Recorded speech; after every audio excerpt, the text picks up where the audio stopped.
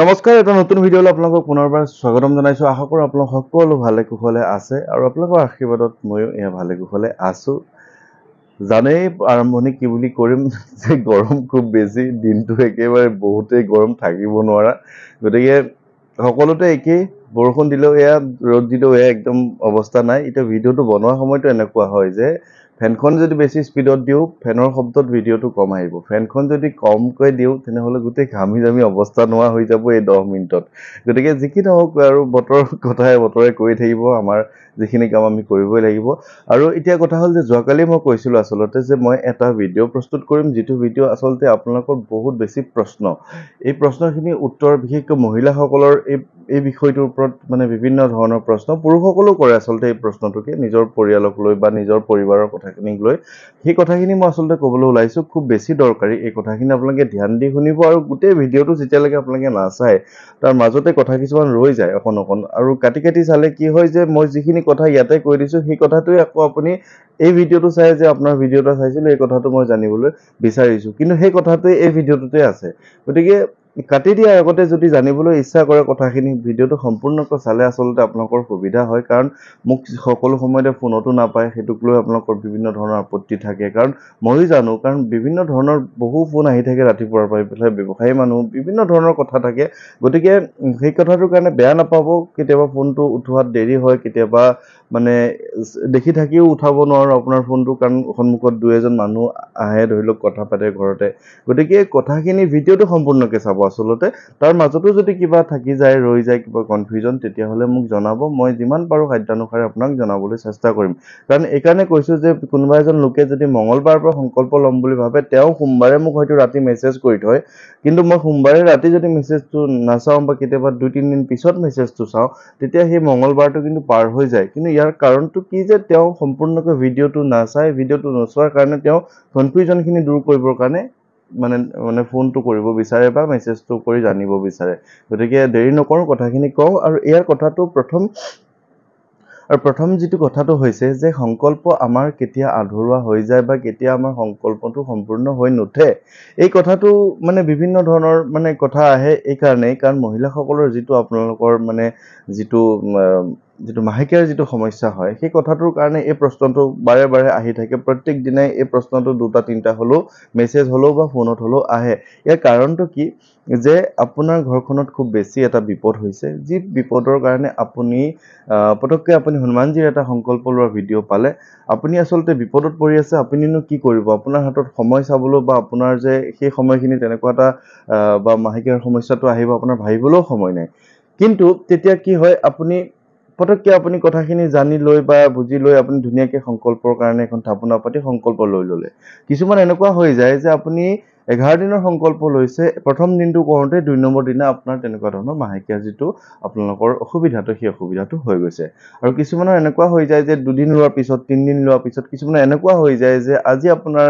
10 দিন সম্পূৰ্ণ হৈছে 11 দিন লম বুলি ভাবিছিলে 10 দিনৰ দিনাখন আপোনাৰ এই সমস্যাটো হৈ গল গতিকে এনেবোৰ কাৰণত আপুনি আসলতে কি কৰিব এই গুটে কথাখিনি মই আপোনালোকক জনাও আহক কাৰণ মই এই কথাটো মই ক'ব বিচাৰো যে মই কেতিয়াও সংকল্প টুকুৰা টুকুৰকৈ লোৱাৰ মই পৰামৰ্শ আপোনালোকক দিয়া নাই আগতেও আৰু মই দিব নোৱাৰো মই আপোনালোকক এটাই ক'ব বিচাৰো যে সংকল্প যেতিয়া লয় আপুনি ধৰি লওক আজি হৈ গল শুক্ৰবাৰ আপুনি অহা কাইলৈ শনিবাৰে সংকল্প ল'ব বিচাৰে 11 দিনৰ এটা সংকল্প ল'ব কাৰণ আপোনাৰ ঘৰখনত এটা বিপদ আহিছে সেই বিপদটো উদ্ধাৰৰ বাবে অশান্তি হোক বা বিভিন্ন ধৰণৰ আপুনি যিখিনি বিপদ আপুনি ভাবে যে সংকল্প লোৱাটো উচিত কাইলৈৰ পৰা আপুনি শনিবাৰৰ পৰা সংকল্প ল'ব আপুনি ভিডিঅ'টো আজি চাই আপুনি কাইলৈৰ পৰা সংকল্প লৈ দিলে কিন্তু আপোনাৰ দেওবাৰলে আপোনাৰ সেই মাহেকীয়া প্ৰবলেমটো হৈ গল এতিয়া আপোনাৰ মনটো বহুত ভাঙি যায় আসলতে কি কৰিব কি নকৰিব কাৰণ আমি যিমানেই আধুনিক নহওঁ কিয় যিমানেই আপুনি আধুনিকতাৰ নামত এই যে মাহেকীয়াৰ সমস্যাটোত আপুনি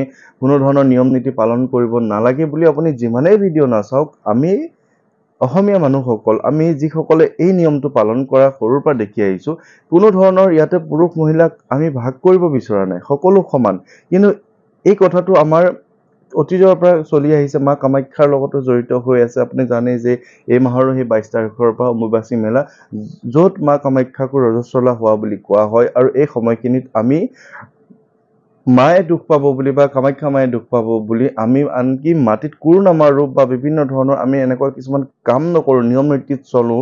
আমাৰ ঘৰখনত এগৰাকী মাইকী মানুহ মাহেকীয়া হ'লে যিখিনি নিয়ম কানুন কৰোঁ, সেইখিনি গোটেই আমাৰ হিন্দু সনাতন ধৰ্মৰ যিসকলে মা কামাখ্যাক আমি এই হাতৰ নিয়মটো মানো, তেওঁলোকে তেনেধৰণে গোটেই আমি পালন কৰোঁ।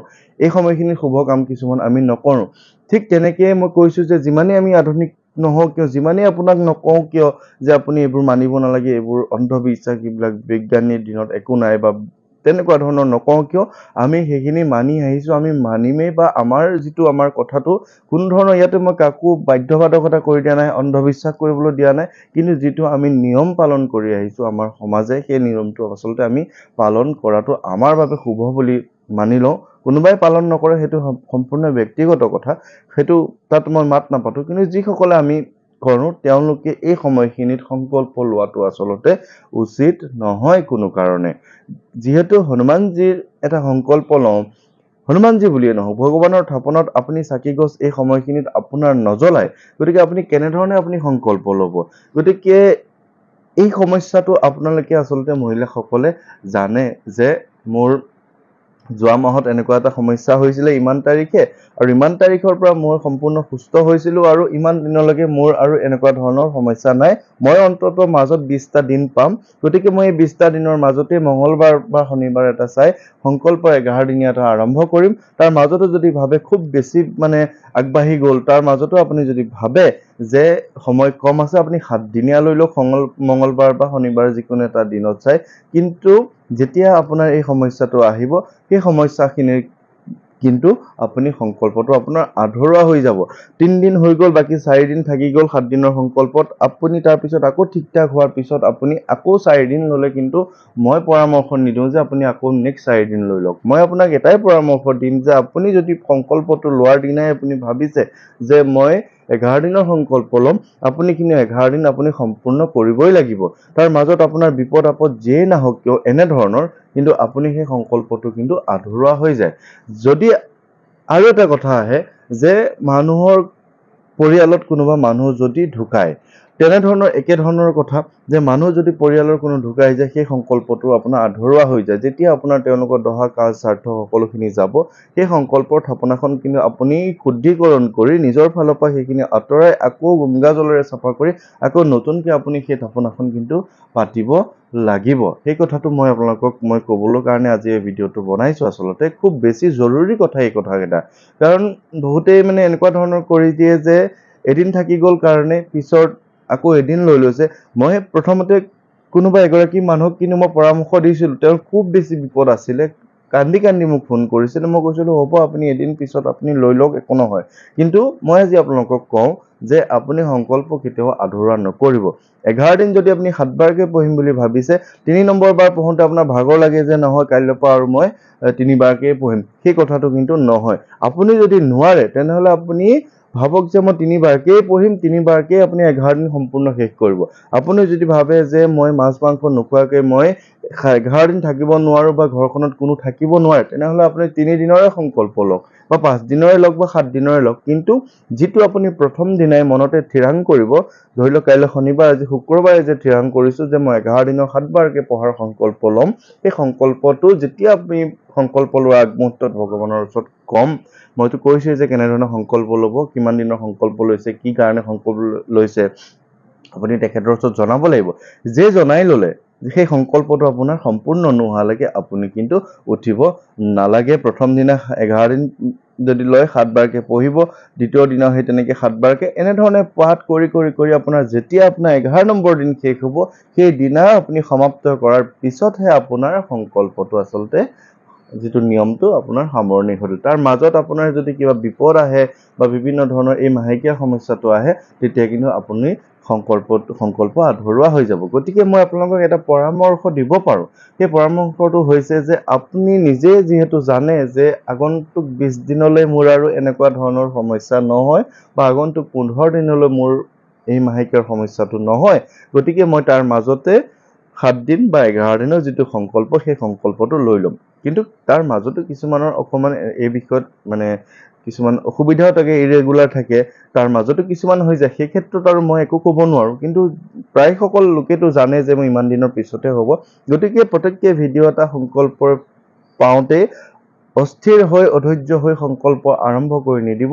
সংকল্প আধৰুৱা কৰা মানে আচলতে ইমান ঠিক নহয়, কাৰণ হনুমানজীৰ লগত আপুনি এটা বান্ধোনত মানে সম্পৰ্কত সোমাই যায় তেওঁৰ সৈতে, যে তেওঁ আপোনাক দিব, আপুনি তেওঁক বিচাৰিছে। মাজত আধৰুৱা হৈ যাব আচলতে নালাগে। গতিকে আপোনালোকক এই কথাটো কওঁ। আৰু পুৰুষসকলে যদি লয়, তেনেধৰণে নিজৰ ঘৰখনত থকা মহিলাসকলৰ লগত কথাটো আলোচনা কৰি ল'ব যে আপোনালোকৰ বা তোমালোকৰ এনেকুৱা ধৰণৰ কিবা সমস্যা যদি আহে এই সময়খিনিত, কিন্তু সংকল্প আধৰুৱা হ'ব। গতিকে কিবা যদি এনেকুৱা বিপদ আপদ আহে, সেই গোটেইখিনি মানে মাহেকীয়াৰ সমস্যাটো দূৰ হোৱাৰ পিছত আপোনালোকে গোটেই কথাখিনি সুন্দৰকৈ মিলাই ল'ব। মই এই কথাটো আপোনালোকক সুন্দৰভাৱে বা বুজি পোৱাকৈ আপোনালোকৰ পৰামৰ্শ দিব পাৰোঁ। হয়, মাহেকীয়াৰ লগত এটা চাইণ্টিফিক কথা আছে যে মহিলাসকল কিছু পৰিমাণে দুৰ্বল হয়, কিছু পৰিমাণে তেওঁলোকৰ স্বাস্থ্যজনিত কাৰণত অসুখ হয়, কঁকাল বিষ হয়, পেটৰ বিষ হয়, বিভিন্ন। সেইকাৰণে চাইণ্টিফিকেলি সেইখিনি সময়ত আচলতে মানুহসকলে জিৰণিৰ এটা প্ৰয়োজন। সেই জিৰণিটো ল'বৰ কাৰণে আচলতে আমি 3 দিন বা 4 দিন যেনেধৰণে যিসকলে কৰে তেনেধৰণে আচলতে জিৰণিটো লৈ থাকে। কিন্তু ইয়াৰ লগত যিহেতু আমাৰ সনাতন ধৰ্মৰ কিবা এটা নিয়ম নীতি আগৰ পৰা আমি মা কামাখ্যা যিহেতু স্থানতে জন্ম হৈছোঁ, আমাৰ বহু কথা সোমাই আছে ইয়াতে। গতিকে আশা কৰোঁ আপোনালোকে কথাখিনি ভালদৰে বুজি পাইছে। আৰু মানুহ ঢুকোৱাৰ কথাটো এনেকুৱা হয় যে যদি একেবাৰে নিজৰ মাক দেউতাক বা ঘৰখনৰ পৰিয়ালৰ একেলগতে লাগি থকা মানুহ কোনোবা ঢুকাইছে, তেওঁলোকে কিন্তু যি এমহীয়া ছমহীয়া বা এবছৰীয়া আপোনালোকৰ স্থানত যেনেধৰণৰ নিয়ম আছে, আমাৰ ইয়াতে ধৰি লওক এবছৰলৈকে কোনো ধৰণৰ নামঘৰ মন্দিৰত সোমোৱা নহয়। কিছুমান ঠাইত 6 মাহত পাৰি, কিছুমান ঠাইত এমাহত পাৰি।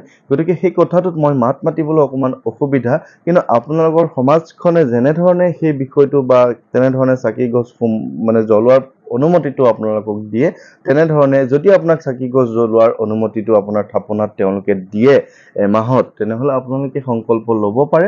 আৰু যদি কোনোবাই কয় যে নাই 6 মাহত বা এবছৰত, তেনেধৰণে আপোনালোকে কৰিব। কিন্তু মই ভাবোঁ যে নিজৰ একেবাৰে মাক দেউতাক বা ঘৰখনৰ সদস্য নহ'লে বা পৰিয়ালবৰ্গৰ মানে অলপ অঙহী বঙহী তেনেকুৱা ধৰণৰ যিসকল থাকে বংশ মিতিৰ কুটুম্ব, তেনেকুৱা যদি কোনোবা ঢুকায়, মোৰ মতে এমাহ যোৱাৰ পিছতে পৰা যায়। বা একেবাৰে যদি বংশটোত কিছু দূৰত্ব হয়, যি আপোনালোকৰ নিয়ম আছে 11 দিন 13 দিন 16 দিন যাৰ যেনেকুৱা নিয়ম, তাৰ পিছতে কিন্তু আপোনালোকে কৰিব পাৰে। মোৰ মতে পাৰে, কিন্তু আপোনালোকে সেই কথাটো আপোনাৰ সমাজখনৰ যিজন মুখিয়াল আছে, যিজনে এনেধৰণৰ কথাবোৰ মানে জানে বিশেষভাৱে আপোনালোকৰ সমাজখনত, সুধি লোৱাটো আচলতে উচিত বুলি মই ভাবোঁ। এতিয়া কথা হ'ল যে অহাকালিলৈ অৰ্থাৎ 14 জুন তাৰিখে মই বিহপুৰীয়ালৈ যাম। বিহপুৰীয়া আৰু নাৰায়ণপুৰ। কথাটো এনেকুৱা ধৰণৰ, মই আপোনালোকক কৈ দিওঁ যে যিহেতু দিনত বহুত বেছি গৰম, মই ৰাতিহে যাম। আচলতে সন্ধিয়াৰ পিছতহে যোৱাৰ কথাটো এটা পৰিকল্পনা লৈছোঁ। দিনত আচলতে অসম্ভৱ। সেইকাৰণে মই যিসকল লোকে মোক প্ৰায় 6 মাহ আগৰ পৰা যোগাযোগ কৰি আছিলে, তেওঁলোকৰ ওচৰলৈ যোৱাটো খাটাং কৰিছোঁ। মাত্ৰ 2জন বা 3জন লোকৰ ওচৰলৈহে যাম। গৰমৰ কাৰণে আচলতে ইমানকৈ নোৱাৰোঁ। ৰাতি আকৌ ঘূৰি আহিব লাগিব। পিছৰ দিনা ল'ৰাৰ এটা পৰীক্ষা আছে আচলতে। সেইকাৰণে মই গোটেই কথাবিলাক মিলাব লগা হয়। আৰু এনেবোৰ যিবোৰ ঠাইত আচলতে এদিনত গুচি আহিব পাৰি বা সন্ধিয়া গৈ ৰাতি আকৌ দেৰিকৈ হ'লেও ঘূৰি আহিব পাৰি, তেনেবোৰ ঠাইলৈ মই গৈ থাকিম সদ্যহতে 4 দিন 5 দিন বা এসপ্তাহ মূৰে মূৰে। কিন্তু বৰ দীঘলীয়া যাত্ৰাবোৰ আচলতে কৰাটো অলপমান অসুবিধা হৈছে, গৰম খুব বেছি।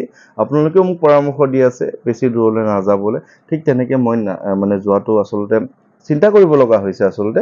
তাৰ মাজতো গোটেই কথাখিনি বিচাৰ বিবেচনা কৰি কামবোৰ কৰি থাকিম। কিন্তু ধৰি লওক নাৰায়ণপুৰ হওক, বিহপুৰীয়া হওক, নগাঁও হওক, গুৱাহাটী হওক বা আমাৰ তেজপুৰৰ ওচৰ পাজৰৰ ঢেকিয়াজুলি হওক বা তেজপুৰৰ ভিতৰতে হওক, এনেবোৰ ঠাইত গৰম হ'লেও ৰাতি য'ত মই যাব পাৰোঁ, ঠাণ্ডা পৰিলে তেনেধৰণে মই গৈ থাকিম। গতিকে তেনেধৰণে কৰিম, কোনেও বেয়া নাপাব, অসন্তোষ নকৰিব। সকলোৱে নিমন্ত্ৰণ আছে, সকলোৰে ওচৰলৈ যাবলৈ চেষ্টা কৰিম। আৰু তেতিয়ালৈকে আপোনালোক সকলো কুশলে মংগলে থাকক। কিবা কথা জানিব লগা থাকিলে জনাব বা সুধিব আপোনালোকে, একদম সংকোচ নকৰিব। সংকোচ কৰিলে ময়ো বেয়া পাওঁ। আৰু কুশলে মংগলে থাকক, সকলোৰে কুশল মংগল কামনা কৰি আজিৰ এই ভিডিঅ'টো ইমানতে সামৰণি কৰিছোঁ। ধন্যবাদ, ভালে থাকিব সকলো।